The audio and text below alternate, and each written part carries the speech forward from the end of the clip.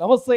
తెలంగాణ రాష్ట్ర రాజకీయాలు పచ్చగడ్డేస్తే బగ్గుమన్నట్టున్నాయి. ఓవైపు వాతావరణం ఏమో చల్లబడుతున్నది, బట్ రాజకీయాలు మాత్రం చాలా హాట్గా కనిపిస్తున్నాయి. సో మాట్లాడే ప్రయత్నం చేద్దాం. హరీష్ రావు కామెంట్ చేసిండు, కేటీఆర్ కామెంట్ చేసిండు, ప్రధానంగా మరి BRS party MLA Kaushik Reddy కూడా ఒక కామెంట్ చేసిండు. సో హరీష్ రావు ఏమో తెలంగాణ ద్రోహుల్లో మొదటి వ్యక్తి చంద్రబాబు నాయుడు అయితే రెండో వ్యక్తి రేవంత్ రెడ్డి అంటున్నాడు.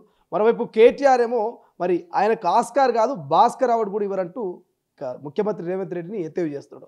ఇక ఒక అడుగు ముందుకేసి బీఆర్ఎస్ ఎమ్మెల్యే ఎవరైతే పాడి కౌశిక్ ఉన్నాడో పాడి కౌశిక్ మాత్రం అనుచిత వ్యాఖ్యలు చేస్తున్నాడు. ముఖ్యమంత్రి చాలామందితో ఎక్కడెక్కడ తిరిగిండో నాకు అవన్నీ తెలుసు, నేను గతంలో కాంగ్రెస్లో ఉన్నటువంటి వ్యక్తిని, అన్నీ బయట పెడతా బిడ్డ అని చెప్పేసి కొంత పదజాలం అయితే చాలా దురుసుగా మాట్లాడే ప్రయత్నం చేస్తున్నాడు. సో మాట్లాడే ప్రయత్నం చేద్దాం. మనతో పాటు కాంగ్రెస్ పార్టీ సీనియర్ నాయకులు ట్రైగర్ కార్పొరేషన్ చైర్మన్ బెల్లా నాయక్ గారు ఉన్నారు. సో బెల్లా నాయక్ గారు, మొదటగా పాడి కౌశిక్ వ్యాఖ్యలు చూస్తే ఏమనిపిస్తున్నారు? ముఖ్యమంత్రి మీద చాలా అనుచిత వ్యాఖ్యలు చేస్తున్నారు. ఇప్పటికే మీ పార్టీ నేతలతో కూడా చాలా సీరియస్ అవుతున్నారు. ఏం చెప్తారు? మీరు కూడా ఆ వీడియో చూసి ఉండొచ్చు. నా దృష్టిలో పాడి కౌశిక్ రెడ్డి అనేటోడు చాలా చిల్లరగాడు. ఆయన ఎమ్మెల్యే అయితే కావచ్చు, ఈ చిల్లరగాల గురించి మాట్లాడడం నాకు ఇష్టం లేదు. వానికి ప్రజల పట్ల బాధ్యత లేదు, రాజకీయాల పట్ల సిన్సియారిటీ లేదు.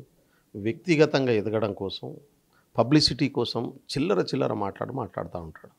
అంతే తప్ప ఆయనకేం వాల్యూ ఉందని నేను అనుకోను. మనం మాట్లాడే మాటలు మన చాతలే మన క్యారెక్టర్ని తెలియజేస్తాయి. ఆయన క్యారెక్టర్ అట్లాంటిదే కాబట్టి అట్లాంటి అనుకుంటున్నాను నేను. ఎట్లా గతంలో రెండు విషయాలు, ఇప్పుడు ఊర్లలో మనం ఎప్పుడైనా మీటింగ్ పెట్టుకుంటాం, ఫంక్షన్లను, పబ్లిక్ మీటింగ్ల కాడలో ఒక తాగుబోతు వచ్చి తిరుగుతూ ఉంటాడు. వాడు మధ్యలోకి వచ్చి గోల చేస్తూ ఉంటాడు. అందరు సంజాయిస్తారు వాడిని. ఇప్పుడు వాడు తాగి ఉంటాడు, వాడిని ఏమన్నా కుదరదు, వాడిని పక్కకు తీసుకుపోవాలి, ఆడ మీటింగ్ డిస్టర్బ్ అవుతుంది వాని వల్ల. పాడి కౌశిక్ రెడ్డి క్యారెక్టర్ అది. కాబట్టి పాడి కౌశిక్ రెడ్డి గురించి మాట్లాడడం అంటే ఎక్కువ వాళ్ళ గురించి మాట్లాడడం. ఎందుకు ఇట్లా పాడి కౌశిక్ గతంలో మహిళా గవర్నర్ మీద కామెంట్ చేసిండు, ఇప్పుడు ముఖ్యమంత్రి మీద కామెంట్ చేస్తున్నాడు. ఆ మాట్లాడే భాష కూడా ఎవరికి అంతగా వినాలని కూడా అనిపించట్లేదు. ఇప్పుడు ఆయన గురించి మనం మాట్లాడుకోవడం ఎందుకు? అందుకని అంటే అంత ఇప్పుడు వాని గోషి వానికి చక్కగా తెలియదు, వాని సోయి వాని బట్టలేడు ఉన్నాయో వానికి తెలియదు. అట్లా తాగి ఎట్లా పడితే అట్లా మాట్లాడటంతో అటువంటి మైండ్ సెట్ ఉన్నంతో గురించి మనం మాట్లాడుకోవడం అంటే వానికి లేని వాల్యూని ఆపాదించడం తప్ప ఇంకోటి కాదు. కాబట్టి పాడి కౌశిక్ రెడ్డి గురించి జనాల్లో చాలా స్పష్టత ఉన్నది. ఫంక్షన్ల కాల మీటింగ్ల కాడ వచ్చి గోలగోల చేసి హడావుడి చేసి వాడి ఐడెంటిటీ క్రైసిస్ కోసం మాట్లాడేటటువంటి రకం ఉంటుంది చూడు, అది రకం. కాబట్టి పాడి కౌశిక్ రెడ్డి మాటల్ని పట్టించుకోవద్దు, వాని గురించి ఆలోచించడం వేస్ట్, వాని గురించి పట్టించుకోవద్దు అని జనాలకు కూడా చెప్తున్నాను. రైట్. ఏదైతే ఢిల్లీ వేదికగా 42% రిజర్వేషన్ ఏదైతే కల్పిస్తామని బీసీలకు హామీ ఇచ్చారో, కులగన్న కావచ్చు, ఇదంతా కూడా చాలా అద్భుతంగా జరిగిందని చెప్పేసి అటు రాహుల్ గాంధీ, సోనియా గాంధీ, ఇక వీళ్ళందరూ కూడా మెచ్చుకున్నటువంటి పరిస్థితి. సో సోనియా గాంధీ గారు రాసినటువంటి లేఖను చూస్తే నాకు ఆస్కార్ లెవెల్లో ఆనందం ఉందని ముఖ్యమంత్రి చెప్తే, కేటీఆర్ మాత్రం మీకు ఆస్కార్ కాదు భాస్కర్ అవార్డు కూడా రాదని చెప్పేసి కామెంట్ చేస్తారు. ఎట్లా చూస్తారు? కష్టపడి పైకి వచ్చిన వాళ్ళకి తెలుస్తుంది కష్టం విలువ. అయ్య సాటున్నాం, తమ్ముని సాటున్నాం, కొడుకు సాటున్నాం, పెరిగినోనికి ఏం తెలుస్తుంది? కేటీఆర్ కష్టపడి రాజకీయాల్లోకి రాలే. మహేందర్ రెడ్డిని వాళ్ళ అయ్య తొక్కేసి వీళ్ళని తీసుకొచ్చాడు, కూర్చోబెట్టాడు. అంతే తప్ప వీడు కష్టపడి వచ్చినాడు కాదు కదా. అంటే ఆయనకు రేవంత్ రెడ్డి విలువ ఎట్లా తెలుస్తుంది? రేవంత్ రెడ్డి దేనికోసం మీటింగ్ పెట్టింది, దేనికోసం అప్రిషియేషన్ వచ్చింది? అదే సోనియా గాంధీ గారు తెలంగాణ ఇచ్చిన రోజు వీళ్ళ అయ్యతో సహా కుటుంబం మొత్తం పోయి కాళ్ళు పట్టుకున్న రోజు, కాళ్ళకాడ నిలబడి ఒక ఫోటో కోసం తనలాడిన రోజు సోనియా గాంధీ విలువ ఏందో తెలియదా? ఆమె ఆస్కారా భాస్కరా అనేటటువంటిది ఎందుకు ఆడికి పోయి మరి ఫోటో దిగి కాళ్ళకాడ నిలబడ్డారు? కాళ్ళు మొక్కి 100 సార్లు వాళ్ళ అయ్య కాళ్ళు మొక్కిండు, అడగను వాళ్ళకి అయ్యని పోయి సోనియా గాంధీ కాళ్ళు ఎన్నిసార్లు మొక్కిండో. ఆ తర్వాత ఇవాళేదో మాట్లాడుతాడు. అందుకనే కనకపు సింహాసనం మన సునకంలో కూర్చున్న పెట్టిన వెనకటి గుణం వేల మాను గదరా సుమతి అని సుమతి పద్యాల్లో చిన్నప్పుడు నేర్చుకున్నాం. కేటీఆర్ బుద్ధి మంత్రి అయిన తర్వాత కూడా, రాజకీయాల్లోకి వచ్చిన తర్వాత కూడా మాట్లాడాలి. రాజకీయాల్లో నీ విధానం ఏముంటో చెప్పు. రేవంత్ రెడ్డి ఒక అద్భుతమైనటువంటి పని చేసిండు ఈ దేశంలో. భారతదేశ చరిత్రను మలుపు తిప్పేటటువంటి పని చేసిండు. భారతదేశంలో వేల సంవత్సరాలుగా కొనసాగుతున్నటువంటి కుల వ్యవస్థను కూకటి వేళ్లతో పీకి పడేసేటటువంటి, భారత రాజ్యాంగ స్ఫూర్తితో ఒక సమానత్వాన్ని తీసుకొచ్చేటటువంటి ఒక అద్భుతమైనటువంటి చర్యకు పునాదయ్యిండు. ఆయన సాక్షి అయ్యిండు, ఆయన పనిచేసిండు. మరి మీరు ఎందుకు కులాల జనాభా లెక్కలు తీయలే? ఎందుకు ఆ పని చేయలేకపోయినరు? మీరు తీసి మొత్తం సమానత్వాన్ని సాధించ వైపుగా ఎందుకు ప్రయత్నం చేయలే?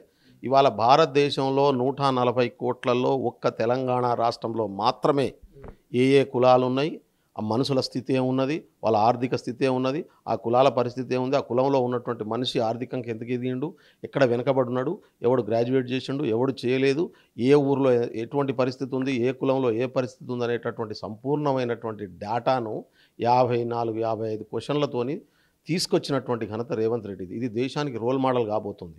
భారతదేశంలో వందల వేల సంవత్సరాలుగా అణచివేతకు గురి అవుతున్నటువంటి వర్గాలు వాళ్ళు ఎందుకు అణచివేతకు గురి అవుతున్నారు, ఏ స్థాయిలో అణచివేత ఉన్నది, ఏ స్థాయిలో నష్టపోతున్నటువంటి పరిస్థితి ఉంది, అందుకనేటటువంటి ఏం చేస్తే వాళ్ళు బాగుపడతారు అనేటటువంటి డాటాను తీసినటువంటి మొనగాడు ఇవాళ రేవంత్ రెడ్డి.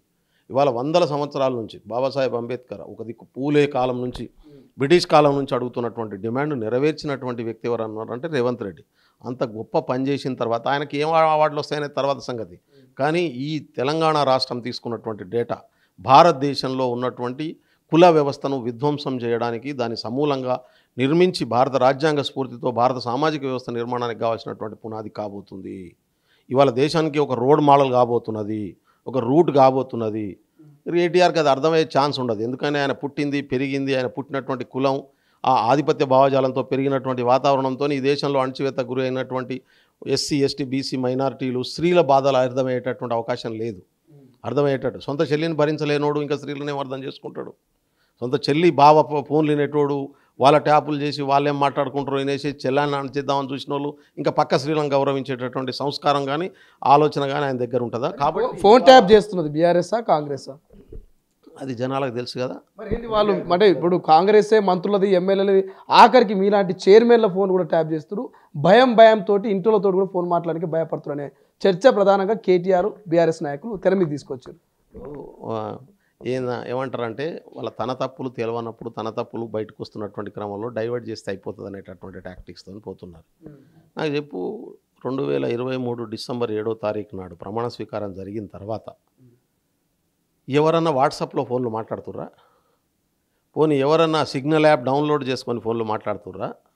వాళ్ళ రేవంత్ రెడ్డి గారి ప్రభుత్వం పూర్తిస్థాయి భరోసాను కల్పిస్తున్నది, పూర్తిస్థాయి రాజ్యాంగబద్ధమైనటువంటి పాలన చేస్తూ ఉన్నది. వాళ్ళు చేసిన అరాచకత్వం నుంచి ప్రజల దృష్టి మళ్లించి మేమేం చేయలేదని చెప్పి ఎదుటోని మన మీద బుద్ధపడది, మనం మునిగిన మొత్తం దాని మీదకి వెళ్ళి తీసి చెట్టు మీదకి వెళ్ళి తీసి ఇంకోటి మీద గింత ఎత్తి అయిపోతుంది అనేటటువంటి భ్రమంలో కేటీఆర్ ఉన్నాడు. అది ఏం వర్కౌట్ కాదు. అందుకనే రేవంత్ రెడ్డి గారు తీసుకున్నటువంటి నిర్ణయం, రేవంత్ రెడ్డి గారు చేసినటువంటి జనగణన 42% బీసీలకు రిజర్వేషన్ ఇవ్వాలనేటటువంటి నిర్ణయం, దాని మీద దేశవ్యాప్తంగా ఇవాళ పార్లమెంట్లో ఒక సపోర్ట్ తీసుకోవడం కోసం రేవంత్ రెడ్డి గారి నాయకత్వంలో ఏఐసీసీలో జరిగినటువంటి సమావేశంలో నేను కూడా ఉన్నా. ఆ రోజు నేను అక్కడ పార్టిసిపేట్ చేసిన. కాబట్టి ఈ దేశాన్ని, ఈ ప్రపంచానికి, ఈ దేశంలో ఉన్నటువంటి సమస్యల్ని ఒక డైరెక్షన్ ఇవ్వగలిగినటువంటి శక్తి ఉన్నటువంటి కంచా ఐలయ్య లాంటి వాళ్ళు దాన్ని స్టడీ చేసి వాళ్ళ బయట తీసుకొస్తున్నటువంటి మిలీనియన్ మేధావిగా గుర్తింపు పొందినటువంటి, ప్రపంచంలో ఈ మిలీనియంలో ఉన్నటువంటి 20 మంది మేధావులో ఒకడైనటువంటి కంచా ఐలయ్య చెప్తా ఉన్నాడు ఏం జరిగిందో, రేవంత్ రెడ్డి ఏం చేసిండో ఆయన చెప్తా ఉన్నాడు.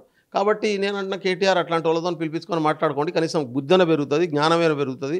ఈ తెలంగాణ సమాజం, తెలంగాణ ప్రభుత్వం, రేవంత్ రెడ్డి గారు చేసిన విషయాలు ఏమన్నా తెలుస్తాయి, నేర్చుకోండి. కనీసం బాధ్యత అవుతుంది. నెక్స్ట్ రాజకీయాల్లో కొనసాగాలంటే నేర్చుకోండి. కనీసం ఇవ్వదు, పుట్టుకతో అందరికీ అన్ని రావాలనేం రూల్ లేదు. కాబట్టి ప్రజలు మీకు 10 సంవత్సరాలు అవకాశం ఇచ్చినారు. తెలంగాణను దోచుకున్నది మీరు, తెలంగాణను విధ్వంసం చేసింది మీరు. ఉమ్మడి ఆంధ్రప్రదేశ్లో 70 సంవత్సరాల్లో 1956 నుంచి మొన్నటిదాకా 2014 వరకు ఎంతైతే దోపిడీ జరిగిందో అంతకంటే ఎక్కువ దోపిడీ గత 10 సంవత్సరాల్లో కేటీఆర్, కేసీఆర్, హరీష్ రావు, కేసీఆర్ కుటుంబం వలన ఆంధ్ర పెట్టుబడిదారులతో కలిసి చేసినటువంటి దోపిడీ అంతకంటే 10 రెట్లు ఎక్కువ ఉన్నది.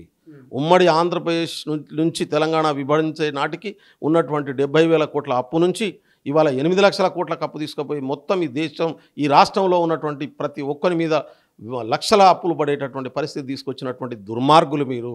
వ్యవస్థను విధ్వంసం చేసినటువంటి పరిస్థితి ఉంది, ప్రజాస్వామ్యం లేకుండా చేసినటువంటి పరిస్థితి ఉంది. కార్మిక సంఘాలు, విద్యార్థి సంఘాలు, ఉపాధ్యాయ సంఘాలు, ఉద్యోగ సంఘాలు, ప్రజాస్వామ్యం ఎవ్వడు మాట్లాడకుండా చేసినటువంటి పరిస్థితి. ఈ స్థితి నుంచి ప్రజాస్వామ్య వ్యవస్థ, రాజ్యాంగబద్ధమైన వ్యవస్థ, పాలనా వ్యవస్థ, ఐఏఎస్లు ఐపీఎస్లు కూడా విధ్వంసం చేసినటువంటి పరిస్థితి. మొత్తం పోలీస్ స్టేషన్లన్నీ ఇవాళ సెటిల్మెంట్ సెంట్రల్గా మార్చిపోయినటువంటి వాళ్ళు మీరు. కలెక్టర్ ఆఫీసులను మొదలు పెడితే, ఎస్పీ ఆఫీసులను మొదలు పెడితే ఇవాళ బ్లాక్మెయిల్ సెంట్రల్గా గతంలో మార్చిపోయినటువంటి పరిస్థితి. దాని నుంచి ఇవాళ విముక్తి చేసి ఒక రాజ్యాంగబద్ధ పాలన ఇవాళ రేవంత్ రెడ్డి తీసుకొస్తూ ఉంటే సహించలేనటువంటి పరిస్థితి, భరించలేనటువంటి పరిస్థితి. రేవంత్ రెడ్డి మీద ఉన్నటువంటి వ్యక్తిగత ద్వేషంతో ఆయన అణచేద్దామని చూసిరు, సాధ్యం కాలే. ప్రజలు ఆయన యాక్సెప్ట్ చేశారు. ఆయన నాయకత్వంలో కాంగ్రెస్ పార్టీ ఇక్కడ అధికారం ఇచ్చింది. అధికారంలోకి వచ్చిన తర్వాత ప్రజలకు ఇచ్చినటువంటి మాట ప్రకారం ఉన్నటువంటి పరిస్థితులను అర్థం చేయించి ఒక్కొక్కటి పరిష్కరించుకుంటూ పోతున్నటువంటి స్థితి ఉంది. భరించలేకపోతున్నారు. వాళ్ళు జైలుకు పోయేటటువంటి దానికి కావాల్సినటువంటి ఇన్ఫర్మేషన్ అంతా వస్తూ ఉన్నది. దాని నుంచి తప్పించుకోవడం కోసం రేపు మాకు ఏదో రాజకీయ కక్షతం చేసిరు అనేటటువంటి మాట చెప్పడం కోసం ప్రయత్నాలు చేసుకోవడం తప్ప బీఆర్ఎస్ పార్టీ నాయకులు జైలుకు పోయే అవకాశం ఉందా అసలు? చట్టంలో జరిగినటువంటి అధికార దుర్వినియోగానికి పాల్పడ్డటువంటి వాళ్లకు ఖచ్చితంగా శిక్ష ఉంటుంది. అది కోర్టులు నిర్ణయిస్తాయి. ఇన్వెస్టిగేషన్ ఏజెన్సీలు ఇన్వెస్టిగేషన్ చేస్తున్నాయి. ఇన్వెస్టిగేషన్ వచ్చిన తర్వాత కోర్టులకు పోతుంది. అది ఇన్వెస్టిగేషన్ చేస్తున్నట్టు వాటి మీద నమ్మకమే లేదంటున్నారు. ఓవైపు ఫోన్ ట్యాపింగ్ సిట్ మీద నమ్మకం లేదంటూ ఆర్ఎస్ ప్రవీణ్ కుమార్ చెప్తున్నాడు. సిబిఐకి అప్పచెప్పాలని చెప్తున్నాడు, డిమాండ్ చేస్తున్నాడు. ఎందుకు ఆర్ఎస్ ప్రవీణ్ కుమార్కు తను స్టేట్ క్యాడర్ ఐపీఎస్ ఆఫీసర్ కదా, తనతో ఉన్నటువంటి తన కొలీగ్స్ మీద తనకు నమ్మకం లేదా? తన కొలీగ్స్ పనిచేయలేదా? తన కొలీగ్స్లో ఎవడు పనికి రానోడు ఒక్కని పేరు చెప్పమని చెప్పండి ప్రవీణ్ కుమార్కు. ఏం మాట్లాడుతుండ ఆయన సరే నేను కామెంట్ వ్యక్తిగతంగా చేయడం నాకు ఇష్టం ఉండదు ఎవరి మీద. ఒక ఐపీఎస్ ఆఫీసర్లో పనిచేసి వదిలేసి వ్యక్తిగత రాజకీయ ప్రయోజనాల కోసం ఇవాళ వ్యవస్థను తప్పుపట్టే పనిచేయడం కరెక్ట్ కాదు. నంబర్ 1. నంబర్ 2, ఎందుకు సిబిఐ? అది రాజకీయ ఎత్తుగడలో భాగంగా. ఇవాళ ఆల్రెడీ బీజేపీతో కొల్లుడు అయిపోయింది బీఆర్ఎస్ పార్టీ. ఆ కొల్లుడై సిబిఐకి అప్పచెప్పి మోడీ కాళ్ళ మీద పడి ఆడ నుంచి అటు, ఎందుకంటే అంత వాషింగ్ మిషన్ మోడీ అనేది పెట్టుకున్నారు కదా వాళ్ళు. అవినీతి చేసిన వాళ్ళంతా బీజేపీలో చేరితే ఆ పార్టీ ప్రొటెక్ట్ చేసుకుంటుంది. వాళ్ళు రాజ్యాంగబద్ధ పాలన కాదు మోడీబద్ధ పాలన చేస్తున్నారు కాబట్టి దాంట్లో పోతే బతకొచ్చు అనేటటువంటి దురాశతోనే కేటీఆర్ కేసీఆర్ ఉండొచ్చు.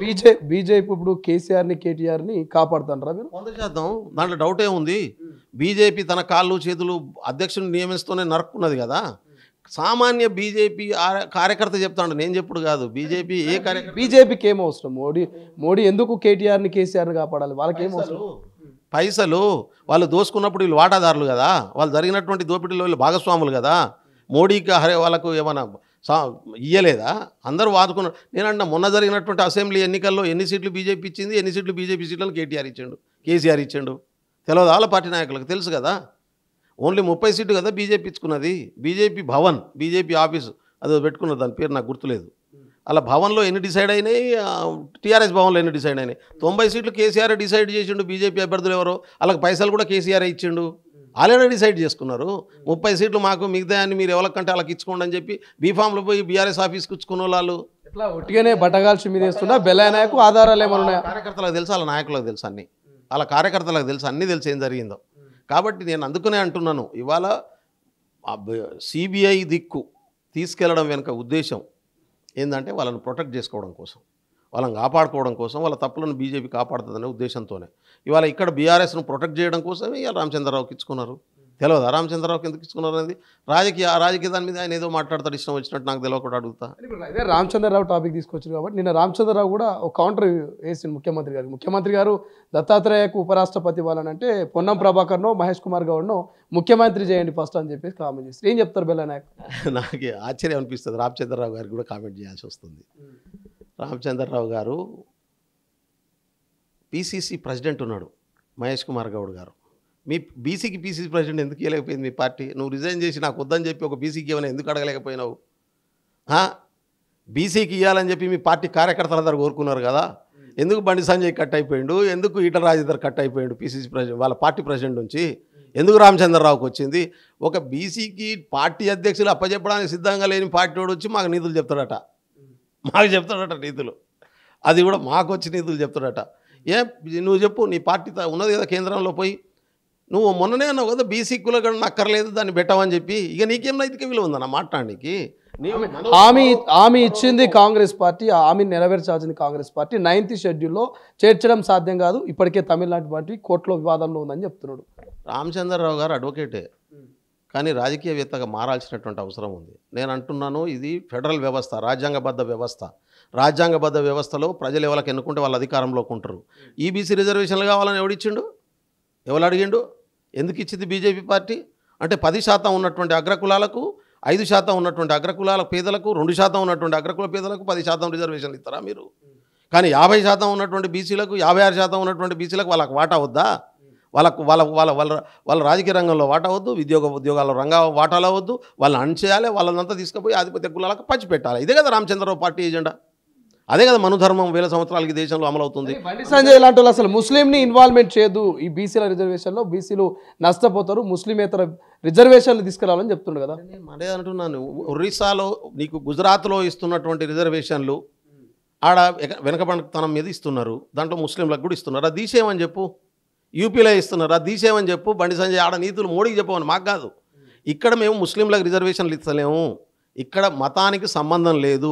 Backwardness of Telangana state survey చేసి ఏ కులంలో ఏ వర్గంలో ఎంత బ్యాక్వర్డ్నెస్ ఉందో దాని ప్రకారం ఒక సైంటిఫిక్ స్టడీ రాజ్యాంగబద్ధమైనటువంటి స్టడీ, కోర్టుల ముందు కూడా వాదనకు నిలబడగలిగినటువంటి స్టడీ చేసి గతంలో సుప్రీంకోర్టు ఇచ్చినటువంటి జడ్జిమెంట్ 50% క్యాప్ దాటాలంటే ఎవరెక్కడ ఎంతబడి వెనుకబడి ఉన్నారో ఆ డీటెయిల్స్ తీసుకురచ్చి పెట్టండి అన్నారు. అదే స్టడీ వాళ్ళ రేవంత్ రెడ్డి గారు చేయించింది. ఎవరు దానికి ముందుకు రాలే ఇంతవరకు. అది చేసి ముందు పెట్టినాం. మీరు బీసీ ప్రధానమంత్రులు, బీసీ ముఖ్యమంత్రులు అని చెప్తున్నారు కదా, కానీ ఒక్క రాష్ట్రంలో చేయించరాదు బీసీ స్టడీ. ఒక్క రాష్ట్రంలో, దేశంలో చేయించరాదు రీ. మాటలు చెప్పి వెనక జరుగుతున్నారు కదా. కాబట్టి స్టడీ చేయించి ఈ వర్గాలకు సమానత్వాన్ని తీసుకొచ్చి పనిచేయకుండా ఎవరినో ఒకరిని పెట్టేసి మీకు ప్రాతినిధ్యం ఇస్తున్నాం అనేటటువంటి పేరు మీద ఈ వర్గాల్ని దోచుకునేటటువంటి ఎజెండాకు ప్రాతినిధ్యం వహిస్తున్నటువంటి వ్యక్తి రామచంద్రరావు. ఆయన మాకు నిధులు చెప్పే స్థాయిలో లేడు, మాకు సలహాలు ఇచ్చే స్థాయిలో కూడా లేడు. మేము ప్రజలు కోరుకునే దాన్ని చేయడం ఎజెండా మాది, ప్రజల కోసం పనిచేయడం ఎజెండా మాది. మా ముఖ్యమంత్రి ఎజెండా, మా పార్టీ ఎజెండా, మా రాహుల్ గాంధీ గారి ఎజెండా, మా రేవంత్ రెడ్డి గారి ఎజెండా. అందుకనే ఇక్కడ జరుగుతున్నటువంటి మంచి పనులను చూసి తట్టుకోలేక మాట్లాడుతున్నటువంటి మాటలు. బీజేపీ పార్టీ ఇక్కడ క్లోజ్ చేసినటువంటి దుకాణం, దాని గురించి మాట్లాడుకోవడం అనవసరం. బీజేపీ క్యాడరే ఇవాళ దాన్ని క్లోజ్ చేసేటటువంటి పరిస్థితి వచ్చింది. దానికి మేమేం కారణం కాదు. దాన్ని ఎవరి ప్రయోజనాల కోసం బీజేపీ ఏ రకమైనటువంటి నిర్ణయం తీసుకుంటున్నది అనేటటువంటి విషయంలో బీజేపీ కార్యకర్తలకు తెలుసు. దాని గురించి ఎక్కువ డిస్కస్ చేసుకోవడం అనవసరం. కాబట్టి రామచంద్రరావు గారికి నిజంగా తెలంగాణ బీసీల మీద ప్రేమ ఉంటే, తెలంగాణ సమాజం మీద ప్రేమ ఉంటే 42% రిజర్వేషన్ను 3 నెలలుగా రాష్ట్రపతి దగ్గర పెండింగ్ పెట్టుడేందండి. ఈ రాష్ట్రంలో ఉన్నటువంటి అన్ని ఏ పార్టీలు ఏకపక్షంగా అసెంబ్లీలో చేసినటువంటి తీర్మానాన్ని అప్రూవ్ చేయకుండా పెండింగ్ ఎట్లా పెడతావు? నీకు ఏ ఆర్టికల్ ప్రకారం పెండింగ్ పెడతారు? ఎట్లా వచ్చింది మీకు అధికారం? ఏడికేలు వచ్చింది? అణచివేతకు గురి అంటే బీసీలను అణచేయడమే ఎజెండాగా ఉన్నటువంటి మనుశాస్త్రాన్ని అమలు చేయడమే బీజేపీ రాజకీయ సిద్ధాంతం. ఇవాళ బీసీలు ఎదగకూడదు, ఎస్సీలు ఎదగకూడదు, ఎస్టీలు ఎదగకూడదు, మహిళలు ఎదగకూడదు. ఈ 140 కోట్లలో 1% ఉన్నటువంటి ఆధిపత్య వర్గాల్లో ఉన్నటువంటి పురుషుల కోసం పనిచేయడమే కదా మీ ఎజెండా. 1% ఉన్నటువంటి 140 కోట్లలో 1 కోటి మంది ఉంటారేమో ఆ పురుషులు, ఆధిపత్య వర్గాలకు ఆధిపత్యాన్ని ప్రాతినిధ్యం వహించేటటువంటి పురుషులు, వాళ్ళ కోసం పనిచేయడమే బీజేపీ సిద్ధాంతం. అందులో ఉన్నటువంటి మళ్ళీ వ్యాపార వర్గాన్ని ప్రొటెక్ట్ చేసుకోవడమే బీజేపీ సిద్ధాంతం. ఇది రాజ్యాంగం ముసుకేసుకొని రాజ్యాంగాన్ని ఉల్లంఘిస్తున్నటువంటి వాళ్ళు కదా చేస్తున్నటువంటి మాట. అందుకనే ఈ ముసుగు తొలగిపోయేటటువంటి ప్రమాదం వస్తున్నది. వాస్తవాలు ఈ ప్రజలకు అర్థమవుతున్నాయి. దీన్ని ప్రొటెక్ట్ చేసుకోవడం కోసం రకరకాల కుప్పిగంతులు వేస్తున్నారు చాలామంది. ఇవేం సాగవు. ఈ దేశంలో తెలంగాణ మోడల్ దేశానికి ఒక సామాజిక విప్లవ మోడల్గా మారబోతున్నది. ఇది మీరు అనుకుంటా ఉన్నారు చాలా చిన్న విషయం కింద కనబడతా ఉన్నాడు. ఆస్కార్ అవార్డు కూడా రావచ్చు రేపు రేవంత్ రెడ్డి గారికి. గుర్తుపెట్టుకోండి, నేను చెప్తా ఉన్నాను. ఈ దేశంలో సామాజిక విప్లవానికి కావాల్సినటువంటి పునాదిని మొదటి దశలో పూలే తీసుకొస్తే, బాబాసాహెబ్ అంబేద్కర్ దాన్ని మరింత అడ్వాన్స్ చేస్తే, స్వతంత్రం తీసుకొచ్చి అందరికీ హక్కులు కల్పించడం ద్వారా కాంగ్రెస్ పార్టీ ఇంప్లిమెంట్ చేస్తే, దాన్ని కానీయకుండా చేసినటువంటి వాళ్ళు వాళ్ళ ప్రయత్నాలు వాళ్ళు చేస్తున్నప్పటికీ ఇవాళ మళ్ళీ తెలంగాణ కాంగ్రెస్ పార్టీ దేశానికి ఒక అద్భుతమైనటువంటి మోడల్ని ఇచ్చేటటువంటి ప్రయత్నం చేసింది, చేస్తుంది. దాంట్లో సక్సెస్ అవుతుంది అనివార్యంగా. ఆల్రెడీ బీజేపీ అందరూ కూడా క్యాస్ట్ సెన్సెస్ వద్దన్నారు కదా. ఎందుకు చేస్తామని మోడీ చెప్పిండు, ఎవడొత్తితో చేసిండు. ఎందుకంటే ఈ దేశంలో వాస్తవాన్ని నువ్వు డిలే చేయలేవు. వాస్తవాలను తాత్కాలికంగా వాయిదేయచ్చు, వాస్తవాలను అమలు చేయక తప్పదు. ఈ పరిస్థితి తెలంగాణ మోడల్ రేవంత్ రెడ్డి గారి నాయకత్వంలో దేశం అంతటికి ఎక్స్పాండ్ కాబోతున్నది. దానికి కట్టుబడి ఉన్నది కాబట్టి ఇవాళ జాతీయ పార్టీ ఢిల్లీలో పిలిపించి మొత్తం పార్టీ అంతా కూడా తెలంగాణకు అండగా నిలబడడం కోసం నిర్ణయం తీసుకుంది. పార్లమెంట్లో కూడా కొట్లాడుతూ ఉన్నారు. ఇండియా కూటమిలో ఉన్నటువంటి అన్ని భాగస్వామ్య పక్షాలను దీంట్లో కలుపుకొని తీసుకుపోయి ఈ దేశంలో ఉన్నటువంటి కులాలకు మతాలకు ఎక్కడెక్కడ వైరుధ్యాలను అన్ని రకాల వైరుధ్యాలను పరిష్కరించి మానవజాతి రాజ్యాంగబద్ధమైనటువంటి ఒక అద్భుతమైనటువంటి అభివృద్ధి వైపుగా నడిపించేటటువంటి పని కాంగ్రెస్ పార్టీ తీసుకుంటున్నది. దానికి బేస్ తెలంగాణ కాంగ్రెస్ కాబోతున్నది. అయితే ఏం చెప్తారు? తెలంగాణ ద్రోహుల జాబితా కనుక తీస్తే మొదట చంద్రబాబు నాయుడు అంటే రెండో వ్యక్తి రేవంత్ రెడ్డి అంటూ హరీష్ రావు గారు తాజాగా కామెంట్ చేశారు. తెలంగాణ ద్రోహ రేవంత్ రెడ్డి? ఆ చంద్రబాబు నాయుడు దగ్గర మంత్రి పదవి చేసి, ఆ చంద్రబాబు నాయుడు ట్రైనింగ్ తీసుకొని, ఆ చంద్రబాబు నాయుడు దగ్గర క్లాస్ తీసుకొని, ఆ చంద్రబాబు నాయుడు దగ్గర రాజకీయ ఓనమాలు తీసుకున్నటువంటి మీ మామేమవుతాడు కేసీఆర్? మరి అప్పుడు కాంగ్రెస్ పార్టీలో ఉన్నటువంటి కోదండ్ రెడ్డి ఇవాళ కిసాన్ కాంగ్రెస్కు కమిషన్ మెంబర్గా ఉన్నాడు. తెలంగాణ సంబంధించినటువంటి ఉద్యోగాల విషయం మాట్లాడితే తెలంగాణ పదం ఉచ్చరించడానికి వీల్లేదని చెప్పి ఆ రోజు చంద్రబాబు నాయుడు మాట్లాడుతున్నాడు. పక్క నుండి సపోర్ట్ చేసింది మీ మామ కాదా? ఆ పార్టీ తరపున రేజ్ చేసి ఆ రోజు మంత్రిగా ఉండి తెలంగాణ పదం ఉచ్చరించడానికి వీల్లేదని చెప్పినటువంటి మీ మామ మొదటి ద్రోహి అవుతాడు తెలంగాణకు. రాజకీయ లబ్ధి కోసం బయటికి వచ్చి పార్టీ పెట్టుకొని రాజకీయ లబ్ధే ఎజెండాగా పనిచేసి ఆ రాజకీయ లబ్ధి వెనక్కిపోతున్నటువంటి క్రమంలో, ఉద్యమకారుల చేతిలోకి ఉద్యమం పోతున్నటువంటి క్రమంలో రాజకీయ డ్రామా ఆడి నిరాహార దీక్ష అని చెప్పి ఎజెండా ఎత్తుకొని 12 గంటలు గడవక ముందే వెనక్కి జరిగి ఎప్పుడైతే ఉస్మానియా యూనివర్సిటీలో విద్యార్థులు మీ మామ దిష్టి బొమ్మ కాలబెట్టినరో మళ్ళీ నేను నిరాహార దీక్ష కొనసాగిస్తున్నా అని చెప్పి స్వీట్లు తిని విటమిన్స్ తిని ఇంజక్షన్లు వేసుకొని హాస్పిటల్లో పండుకొని డ్రామా చేసి దాని పక్కన అగ్గిపెట్టకు తీసుకున్నట్టు నటించి ఇవాళ 1200 మందికి సావడానికి కారణమైనటువంటి నువ్వు ద్రోహివి కాదా? నువ్వు కాదా కారణం? ద్రోహివి. 1200 మందికి సావు కారణమైనటువంటి వ్యక్తి హరీష్ రావు కాదా? ఏందా నీ బ్యాక్గ్రౌండ్? ఏడికేళ్ళు వచ్చినావు నువ్వు? వచ్చి ఏం చేసినావు తెలంగాణకు? తెలంగాణ ప్రజల ఎజెండాను రాజకీయ ఎజెండాగా మార్చుకొని పదవులు, సంపద, అధికారం ఈ మూడింటి కోసం పనిచేసినటువంటి ద్రోహులు మీరు కదా. 10 సంవత్సరాలు తెలంగాణ రాష్ట్రం ప్రజలు సాధించుకున్నాక దాన్ని వ్యక్తిగత లాభాల కోసం, ప్రయోజనాల కోసం ఉపయోగించుకున్నది మీరు కదా. విదేశాల్లో పెట్టుబడులు పెట్టుకొని విదేశాల్లో ఆస్తులు కూడబెట్టుకున్నది మీరు కదా. కాబట్టి ద్రోహి అయినటువంటి హరీష్ రావు, ద్రోహి అయినటువంటి కేసీఆర్ ఇవాళ తెలంగాణ ప్రజలకు ద్రోహులు ఎవరో చెప్పాల్సినటువంటి అవసరం లేదు. రేవంత్ రెడ్డి టీడీపీలో పనిచేసిండు, వదిలిపెట్టి వచ్చి తెలంగాణ ఉద్యమంలో పనిచేసిండు, వదిలిపెట్టి వచ్చి ఇవాళ కాంగ్రెస్ పార్టీలో చేరిండు, ఇక్కడ ప్రజాప్రభుత్వాన్ని ఏర్పాటు చేసిండు. ఆయన ప్రతిపక్షంలో ఉన్నాడు, అధికారంలో లేడు. ఇప్పుడు ప్రజల పక్షాన కొట్లాడిండు, ప్రజల విలువలతో కొట్లాడిండు, వ్యక్తిగత నష్టపోయిండు, పదవుల కోసం కొట్లాడలే. మీ లెక్క 2004లో కాంగ్రెస్తో పొత్తు పెట్టుకున్నది కాదా? వాస్తవం కాదా? పోతిరెడ్డి పాడును 1100 క్యూసెక్కుల నుంచి 44,000 క్యూసెక్కులకు ఆ రోజు ఉన్నటువంటి రాజశేఖర రెడ్డి గారు మారితే నువ్వు సంతకం పెట్టి రాలే హరీష్? ఆ రోజు మంత్రివి కాదా నువ్వు? యోజన సర్వీసుల మంత్రిగా సంతకం పెట్టి రాలే దాని మీద? ఇయ్యనా కాయిదాలు? ఎవరికి చెప్తావు నువ్వు? తెలంగాణను ద్రోహం చేసినటువంటి వాళ్ళు మీరు, తెలంగాణను విధ్వంసం చేసినటువంటి వాళ్ళు మీరు. రొయ్యల పులుసు కోసం, రొయ్యల పులుసు కోసం ఆంధ్రాకు మొత్తం తాకట్టు పెడతారు కదా 10 సంవత్సరాలు మీరు. ఆంధ్ర పెట్టుబడిదారులనే కదా ఇక్కడ కొనసాగించింది. ఏ తెలంగాణ పెట్టుబడిదారుని డెవలప్ చేసినా ఒక్కటి చెప్పు. ఆంధ్ర కాంట్రాక్టర్ వద్దు, తెలంగాణ కాంట్రాక్టర్లు కావాలన్నావు, డెవలప్ చేసిరా. ఆంధ్ర హీరో వద్దు, తెలంగాణ వాళ్ళని సినిమా పరిశ్రమ అవ్వాలన్నావు, చేసిర్రా? ఏం చేసిరు మీరు? ఎవరి చుట్టూ తిరిగిరు మీరు? ఆరైతే ఎవరి గుడిసెలలో దూరిను మీరు? ఎవరి బంగ్లాలలో దూరిను మీరు? ఎవరికి చెప్తురు అని? తెలంగాణ ప్రజల ఆకాంక్షను మీ వ్యక్తిగత రాజకీయాలకు సోపానంగా వాడుకున్నది మీరు. ఒళ్ళు దగ్గర పెట్టుకొని మాట్లాడండి, లేకుంటే జనాలు రేపు నాలుకని 1000 ముక్కలు చీరేస్తారు. ఇది దృష్టిలో పెట్టుకోవాలని చెప్పి కోరుతా ఉన్నాను నేను. తెలంగాణ ఉద్యమకారుల మీదకి రైఫిల్ ఎత్తినటువంటి వ్యక్తి రేవంత్ రెడ్డి అంటాడు, వాస్తవేనా? తెలంగాణ ఉద్యమకారులను చంపినటువంటి వ్యక్తి హరీష్ రావు, కాల్చుకొని చంపేటట్టు చేసినటువంటి వ్యక్తి హరీష్ రావు. తెలంగాణ ఉద్యమకారులు విద్యార్థులు 1200 మంది చావడానికి కారణం హరీష్ రావు. తెలంగాణ ఉద్యమం 14 సంవత్సరాలు కొనసాగడానికి వ్యూహం ఎత్తుగడలేనటువంటి చేతగానటువంటి కేసీఆర్ కారణము. డిబేట్కి రమ్మని నేను చేస్తాను, నేను నాతోనే రమ్మని. ఎవడు వస్తాడో ఎక్కడ వస్తాడో, వాళ్ళు చేసినటువంటి ద్రోహాలు ఎక్కడెక్కడ ఏ ద్రోహం చేసిరో చెప్తా, ఇక్కడి నుంచి ఢిల్లీ దాకా. కాబట్టి తెలంగాణ ఉద్యమాన్ని విధ్వంసం 17 ఎంపీలు 100 సీట్లు వస్తాయనేటటువంటి ఎజెండా పెట్టి తెలంగాణను 10 సంవత్సరాలు వెనక్కి నెట్టినటువంటి దుర్మార్గులు మీరు కదా. రాజీలేని పోరాటం చేద్దామంటే వద్దు, సీట్లతో వస్తుందని చెప్పి 1కి 4 సార్లు ఎన్నికల్లో పోటీ చేయడం, గెలవడం, పోయి చెంచాగిరీలు చేసుకోవడం, పైరోగులు చేసుకోవడం, ఆస్తులు పెంచుకోవడం, ఆందోళన బెదిరించడం, వాళ్ళ భూములు కబ్జా పెట్టుకోవడం, వాళ్ళ రియల్ ఎస్టేట్ కంపెనీలో ఏజెంట్గా మీ కులపొలం పెట్టుకోవడం, ఇది కదా మీరు చేసినటువంటి ద్రోహం.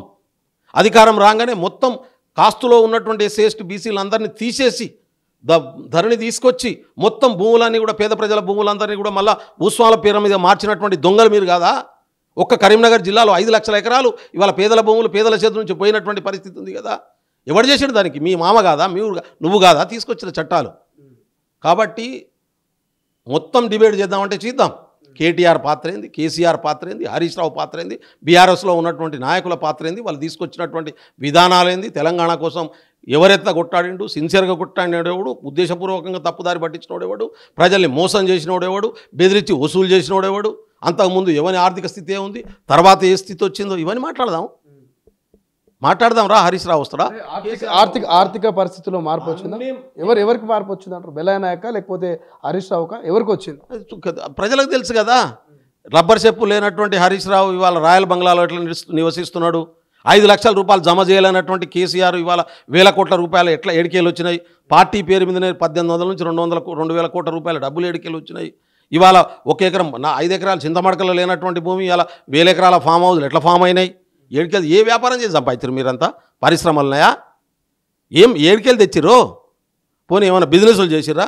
పెట్రోల్ బంక్లో పనిచేసేటటువంటి కేటీఆర్కు 1000 కోట్ల ఆస్తులు ఏడికెళ్ళి వచ్చినాయి. ఏ వ్యాపారం చేసి సంపాదించండు? ప్రజల సొమ్మును దోసుకోవడం తప్ప. కాబట్టి తెలంగాణ ప్రజలకు వాస్తవాలు అర్థమయ్యే పక్కన పెట్టినరు. ఇవాళ తెలంగాణ ప్రజలకు మేలు చేస్తూ ఉంటే తెలంగాణ ప్రజలను గట్టిగా ఆదుకునే ప్రయత్నం, తెలంగాణ ఐడెంటిటీని, తెలంగాణ తత్వాన్ని ఎస్టాబ్లిష్ చేసేటటువంటి ప్రయత్నం. గద్దర్ పేరును కనీసం రానియలే మీరు, కానీ సినిమా అవార్డులకు గద్దర్ పేరు పెట్టండి రేవంత్ రెడ్డి. సింబల్స్, తెలంగాణ ఉద్యమకారుల సింబల్స్ పెట్టండి నాయన అంటే ఏమో తెలంగాణ అమరవీరుల స్తూపంలో కూడా కమిషన్లు కొట్టినటువంటి దొంగల నిధులు చెప్తే ఎట్లా? కాబట్టి ఇవాళ వాళ్ళకి ఆ గది పట్టడానికి కారణమే వాళ్ళు చేసినటువంటి తప్పులు. ఇప్పుడు కూడా రెక్టిఫై చేసుకోకుండా ప్రజలు తప్పు పడతారు. మాట మాట్లాడితే ప్రజలు తప్పు చేసిన కేటీఆర్ అట్నే మాట్లాడా, కేసీఆర్ అట్నే మాట్లాడతాడు. మీరు అన్నట్టు కేటీఆర్ రీసెంట్గా కూడా అన్నాడు, బిర్యానీ కోసము మంచి అన్నం వదిలేసుకున్నారు, సో తెలంగాణ ప్రజలు కాంగ్రెస్ పార్టీ చేతిలో మోసపోయారు అని చెప్తున్నారు. ఎవరికి మంచి అన్నం పెట్టిండు కేసీఆర్? అరే ఆర్టీసీ కార్మికులు సమ్మె చేస్తే హక్కుల కోసం సంఘాలని రద్దు చేసేసి డిపోకు ఒక ఎంప్లాయీని డైరెక్ట్ ఫామ్ హౌస్కు ఇడి ప్రగతి భవన్, అప్పుడు ఏదో ఉండే దాని పేరు ఏదో భవన్, దానికి పిలిపించుకొని కూర్చోబెట్టుకొని ఆడ ఓన్లీ సంఘాలను రద్దు చేసిన చరిత్ర హిట్లర్ కూడా చేయలే. ఇట్లా కార్మిక సంఘాలు రద్దు చేస్తారా? ఎవడన్నా భారత రాజ్యాంగం ఇచ్చినటువంటి అధికారం రద్దు చేస్తారా? చేయలే కేసీఆర్. వీళ్ళంతా పక్కనే ఉండి తాళాలు కొట్టుకుంటూ కూర్చున్నారు కదా, అది డెమోక్రసీనా? గేటు దాటి లోపలికి పోయిన జర్నలిస్ట్ ఉన్నారా సెక్రటరియట్కు?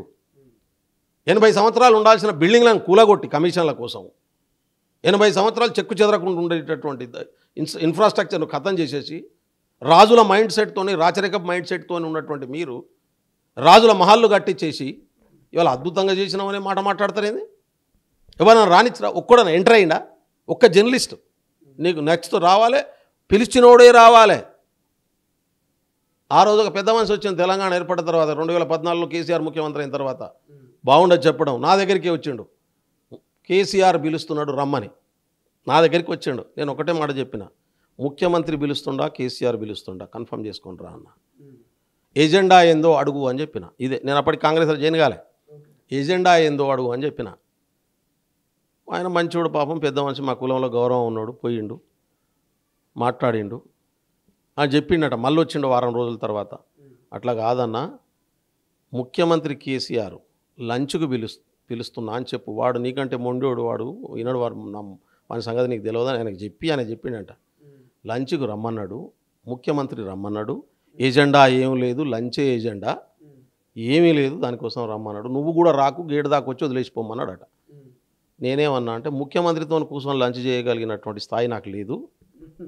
కేసీఆర్ పిలిస్తే నిజంగానే ఉద్యమంలో కలిసి పనిచేసిన రోజులు ఏమన్నా నెమరు వేసుకోవడానికి పిలిస్తే వస్తానేమో, కానీ ముఖ్యమంత్రితో కలిసి కూర్చొని లంచ్ చేయగలిగినటువంటి స్థాయి నాకు లేదు, ఎజెండా కూడా నా దగ్గర ఏం లేదు, కాబట్టి నేను రాను అని చెప్పిన. నాకేం మొహమాటం లేదు, నేను క్లారిటీతో ఉంటా. ఏ రోజు కూడా, మొదటి రోజు కూడా తెలంగాణ రాష్ట్రం ఏర్పడి కేసీఆర్ నాయకత్వంలో తెలంగాణ రాష్ట్రం పోతే ఎట్లా ఉంటుందనే విషయం నేను 2002లోనే చెప్పిన. ఆరే రోజు చెప్పిన, ఆయన చేసేటటువంటి అరాచకం ఎట్లా ఉంటుంది అనేది ఇవాళ చెప్పలే. నేను 2002లో పార్టీ పెట్టిన తర్వాత, కరీంనగర్ మీటింగ్ అయిపోయిన తర్వాత ఆయన నాయకత్వంలో ఉంటే, ప్రజా సంఘాలు అన్ని సమావేశం పెట్టుకుంటే, కేసీఆర్ నాయకత్వంలో కనుక రేపు తెలంగాణ రాష్ట్రం వచ్చి ప్రభుత్వం ఏర్పడితే ఎటువంటి విధ్వంసం జరుగుతుంది అనేటటువంటి విషయాన్ని 2002లోనే చెప్పిన. బహుశా చాలామంది చచ్చిపోయారు ఆ మీటింగ్లో ఉన్నటువంటి వాళ్ళు, పాశవ్యాధి లాంటి వాళ్ళు ఒకళ్ళిద్దరు బతుకున్నారు ఇంకా. కాబట్టి నాకు స్పష్టత ఉన్నది కేసీఆర్ మీద మొదటి నుంచి కూడా. తెలంగాణకు వాళ్ళు ఏం చేస్తారు, ప్రజలకు వాళ్ళు ఏం చేస్తారు, వాళ్ళ యాటిట్యూడ్ ఏంది, వాళ్ళ వెనకాల ఉన్నటువంటి మనిషి ఏంది, లోపల ఉన్నటువంటి మనిషి ఏంది, ఎటువంటి ఎత్తుగాళ్ళు వేస్తారు, ఏం చేస్తారు అనేది నాకు స్పష్టత ఉన్నది. నాకేం కన్ఫ్యూజన్లో లేను. కాబట్టి తెలంగాణ ఉద్యమంలో ప్రజా సంఘాలని, దళిత బహుజన వర్గాన్ని, సామాజిక న్యాయ ఎజెండాకు మొదటి రోజు నుంచి పనిచేసుకుంటూ వచ్చినాయి. 97లో మొదలుపెట్టినోని ఆ రోజు నుంచి ఈ రోజు వరకు ఎజెండాలోకి ఎక్కడ కాంప్రమైజ్ కాలేదు.